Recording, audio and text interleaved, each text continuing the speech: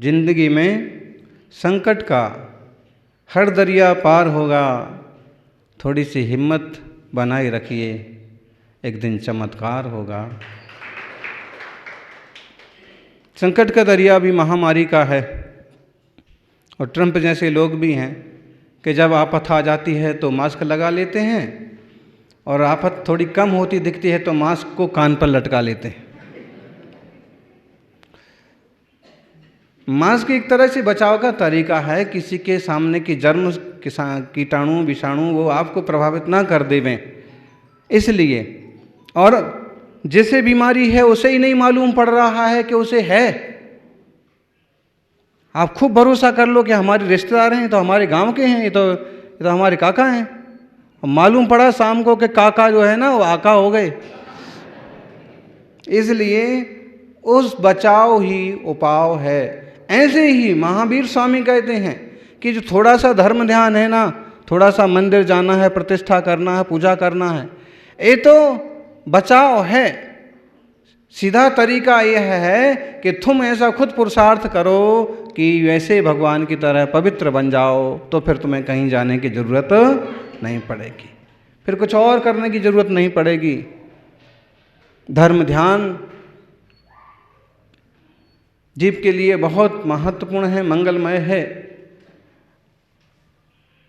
और क्या ख्वाहिशें करेंगे, क्या वादे करेंगे, क्या इरादे करेंगे, क्या पाएंगे।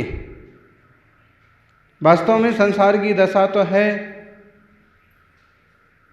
कि भाग्य से ज़्यादा और समय से पहले किसी को कुछ नहीं मिलता। इसलिए कोई वादा ना कर, कोई इरादा ना कर। वादा कर देते हैं ना लोग, और बाद में वादा करते हैं भूल जाते हैं। तो कोई वादा ना कर, कोई इरादा ना कर।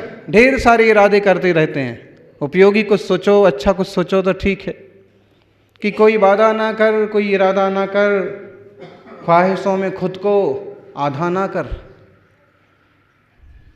इच्छाओं में कांक्षाओं में खुद को आधा मत करो।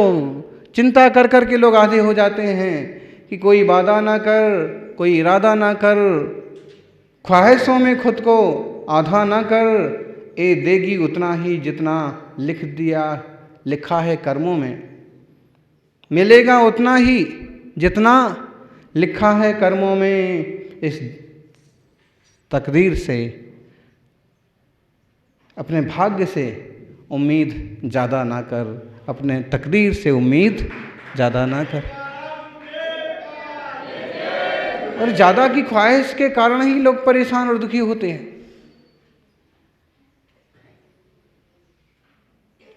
और चाहिए कि जो कांक्षा है उसके कारण से दुखी हो रहे हैं। अगर यह ध्यान में आ गया कि मैंने जो किया है मुझे उतना मिलने वाला है, और जितना मैं अच्छा करूँगा उतना मुझे अच्छा मिलेगा। ज्ञानियों, निष्कर्म होने का पुरुषार्थ करना चाहिए। महावीर स्वामी कहते हैं कि परम सुखी वो हैं जो कर्म से रहित हो गए हैं। बाकी जिनको भी कर्म हैं, आश्रवबंध है, वो तो किसी न किसी तरह से दुखी हैं। किसी तरह के संकट आते रहते। संकटों से बचने के लिए संकट रहित स्वरूप की शरण में जाना चाहिए।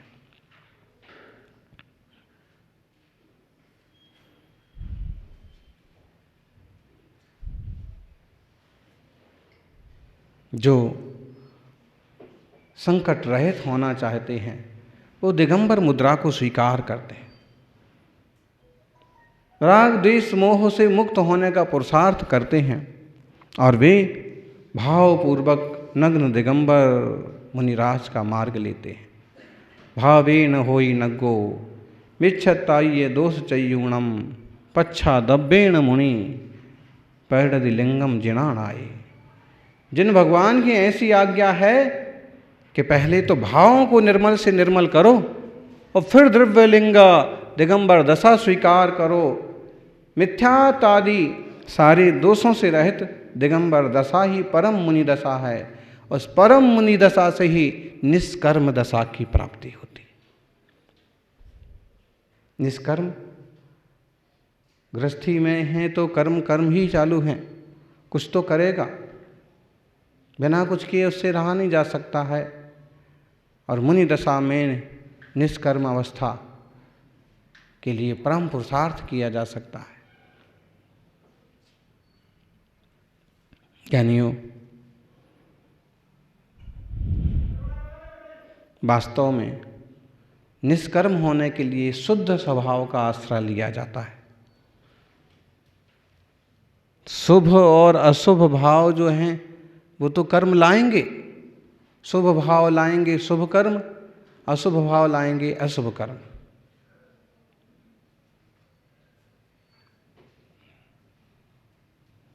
इसलिए निष्कर्म स्वभाव पाना है तो निष्कर्म दशा का आश्रय करो। भावों के बल पर ही दिव्य शुभ सुख मिलते हैं।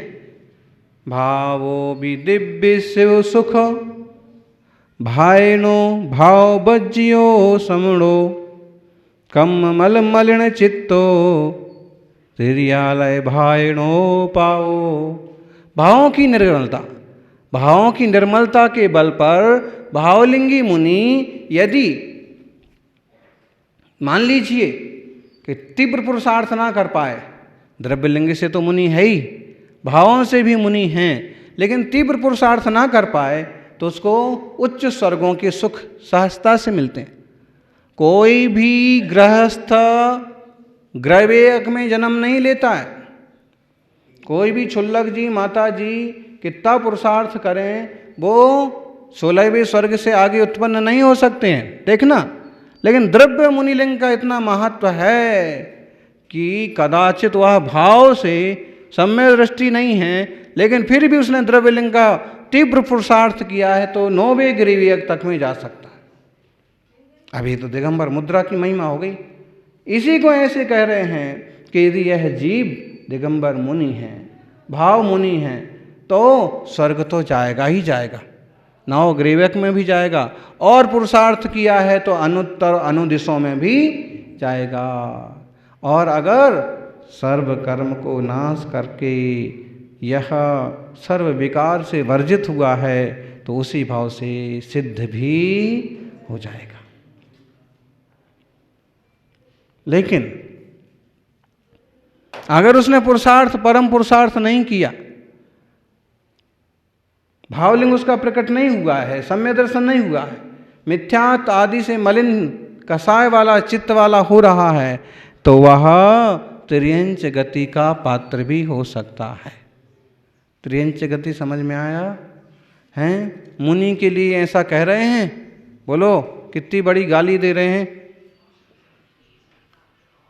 मुनि के लिए कह रहे हैं कि अगर तुमने सम्यक पुरुषार्थ ना किया और मान कसाय आदि भाव पड़े रहे, अशुद्ध भाव पड़े रहे, कर्म मल से मलन चित्त रहा आया, तो त्रियंच पर्याय भी हो सकती है, हो जाती है।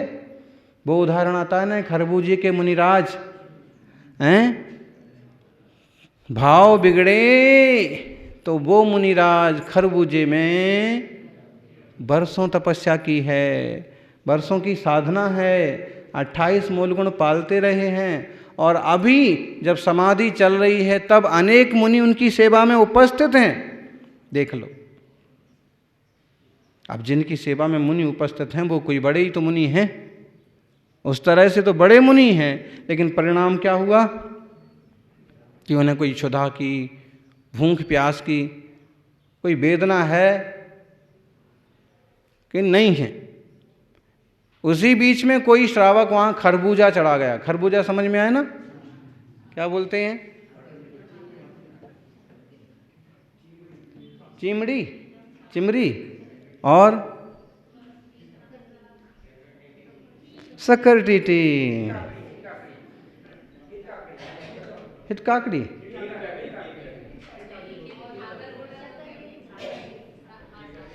जो भी है, सागर टीटी, नदी में, सूखते हुए तालाब में उनको उगा लेते हैं। अब वो एक तरह से प्रसिद्ध, अच्छा लगने वाला है। अब मुनि जब उस पर नजर गई तो देखना परिणाम कैसे बिगड़ते हैं। अभी उनने प्रवचन भी किए होंगे, उपदेश भी दिए होंगे, परिणाम की शुद्धि रखो, लेकिन ऐसा सामने निमित्त मिल गया और परिणाम ऐसे उलझ गए कि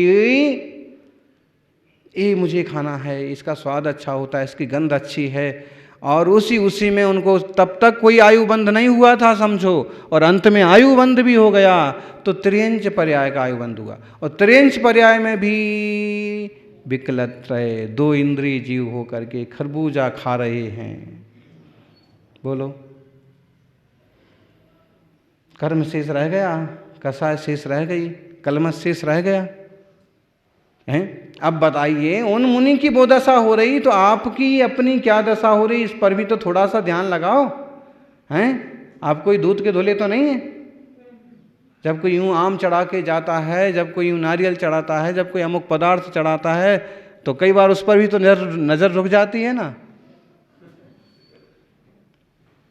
पूछने लगते हैं, प्रशंसा करने लगते हैं, कभी उसकी गंध, कहीं स्वाद अच्छा महसूस हुआ तो कई बार तो बोल भी देते हैं। कि बहुत दिनों से नहीं खाया। अरे बहुत दिनों से कैसे नहीं खाया? कौन सी चीज है जो इस जीव ने ना भोगी हो? अब भूल गया तो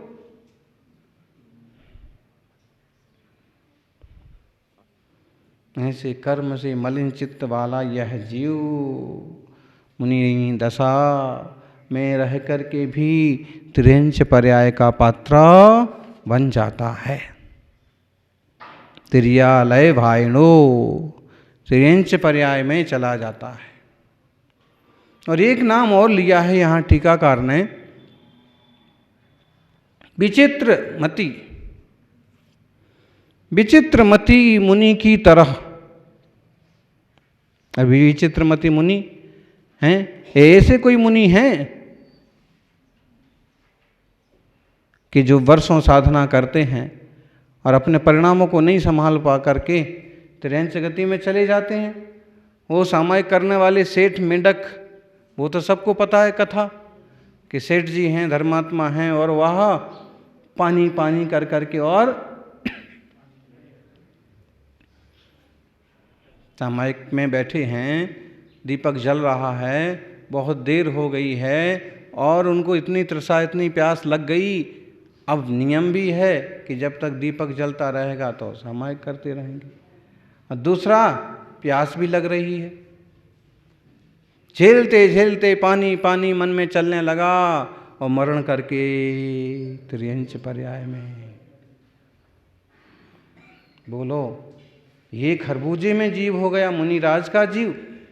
कोई कहेगा हैं? अगर उन्हीं मुनि को ऐसे जीते जी उनको कह दिया जाता कि महाराज ज़्यादा खरबूजा देखो मत, नहीं तो इसमें कीड़े बनोगे, तो कहो उनको तुरंत बुरा भी लग जाता।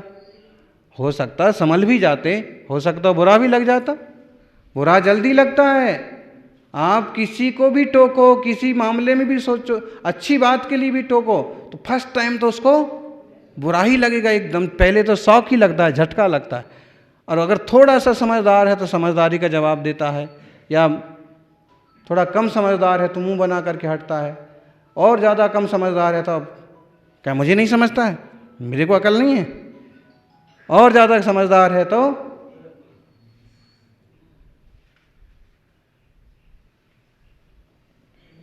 ऐसे ही होता है। किसी को टोक के देखना, अगर कोई सीढ़ी से समझ लो गिरता हुआ भी है और आप उसको सावधान करो कि भाई साहब गिर जाओगे, थोड़ा समझ के खड़े हो। फर्स्ट टाइम तो अगर वो ना समझ होगा तो क्या मैं अंधा हूँ, मुझे दिखता नहीं है, ऐसे कैसे गिर जाऊँगा? कभी किसी को भी आप थोड़ा आगे जगह है, थोड़ा आगे सरक जाइए, तुम्हें शौक है तो तुम आगे बैठ जाओ आगे। माने आप अक्सर कर, मुंह बिगड़ेगा अक्सर कर, किसी को भी सिखाने समझाने जाओ तो क्यों? कोई शिक्षा लेने की क्षमता हर एक व्यक्ति में नहीं होता है। जो विनम्र होता है वो सीखता है, सुधरता है, आगे बढ़ता है। इसलिए हमेशा सीखने को सावधान रहो। इन मुनि को भी समझा रहे हैं कि हे मुनि, सावधानी रखो। वो तिर्यंच पर्याय में चले गए, अमुक तिर्यंच पर्याय में चले गए। विचित्र मति नाम के मुनि होने के बाद भी परिणाम बिगड़ने से तिर्यंच पर्याय में चले गए। तुम सावधानी रखो। मुनि राजों तक के परिणामों की ये दशा हो सकती है जो केवल परिणाम सुधारने के रास्ते गए हैं। तो जो ग्रस्त राज हैं उनका क्या हाल होने वाला? बोलो क्या होगा? कट्टू, क्या होगा? अरे उनके परिणामों का तो कोई पता ही नहीं है, कब ऊंचे नीचे हों। इसलिए उनको कहा जाता है कि भाई सच्चे देव शास्त्र गुरु के सानिध्य में रहो, 6 आवश्यक कर्मों पर चित्त लगाओ, धर्म ध्यान से जुड़े रहो, तो परिणाम कहीं तो खूंटी से बंधे रहेंगे कि जिनालय जाना है, कि गुरु दर्शन करना है, कि स्वाध्याय करना है, कि सामायिक, कहीं तो परिणाम टंगे रहेंगे ना। कुछ तो सुरक्षा रक्षा होगी। और ऐसे आत्म रूप का बोध होगा तो सामान्य जन भी आत्मा से परमात्मा बनने की यात्रा पूरी कर लेते हैं। पुरुषार्थ करेंगे तो यह आत्मा भी परमात्मा बनेगा। पुरुषार्थ से साध्य होता है। पानी तो बरस रहा है सब जगह, लेकिन जो बीज बोते हैं वो फल पाते। काल लब्धि तो जैसे आ गई है कि आप सुन सकते हो, समझ सकते हो, पढ़ सकते हो, सावधान हो सकते हो, कल्याण कर सकते हो, लेकिन अब पुरुषार्थ की बारी है। पानी तो बरस रहा है, द्रव्य क्षेत्र काल तो एक तरह से अनुकूल है कुछ। अब इस अनुकूलता में आप अपना विकास कर लो, अपनी शुद्धि कर लो, तो आत्मा परमात्मा हो जाएगा, पवित्र हो जाएगा। केवल इंतजार करते रहोगे तो कोई आकर के तो तुम्हें मोक्ष दे नहीं जाएगा। खुद के सुख के लिए खुद को पुरुषार्थ करना चाहिए। भावनाएं बड़ी महत्वपूर्ण हैं। भावों से मोक्ष है और भावों से ही स्वर्ग नरक है।